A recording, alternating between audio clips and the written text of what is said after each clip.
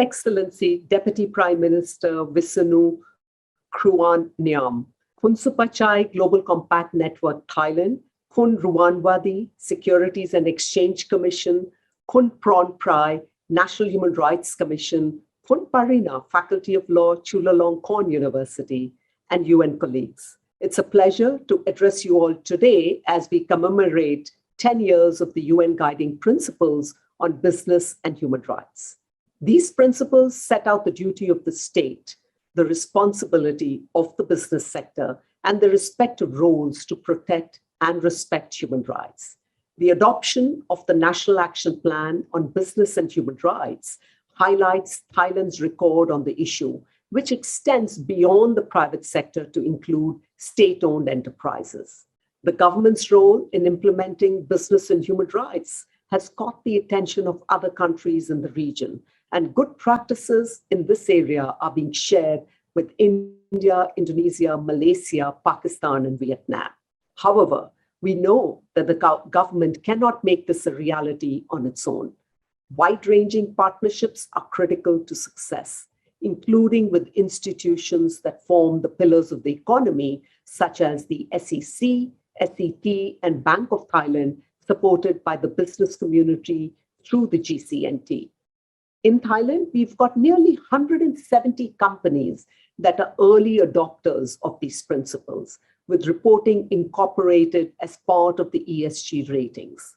For the private sector, this makes financial sense while strengthening sustainability.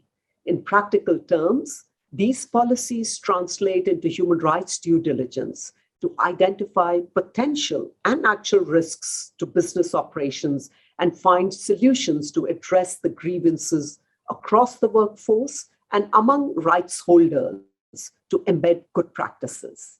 In my many conversations with business leaders, these principles are having real impact in the seafood and extractive industries, financing, and fast-moving consumer goods sectors. We've seen some tangible examples of change. Due diligence has led to the inclusion of community-led solutions to grievances related to landfills, resulting in increased investments in recycling plastic waste. Businesses have also partnered with civil society organizations on compliance and field operations and to reduce external risks to workers who may be vulnerable. Companies are also leveraging procurement practices and raising awareness amongst contractors to adopt good practices across the supply chain. Some companies have joined the Corporate Human Rights Benchmark, developed by the World Benchmarking Alliance, which ranks companies on the human rights policies and practices. As you know, benchmarking matters to investors, policymakers, and civil society alike for progressing the SDGs. We understand that a lot more needs to be done. When government and businesses embrace the guiding principles, they commit to new ways to engage with rights holders on difficult and complex issues.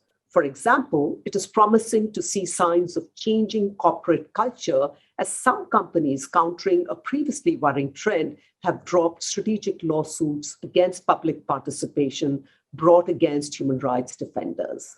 Dialogues like today are a good example of multi-stakeholder efforts to ensure that human rights is a key priority for business.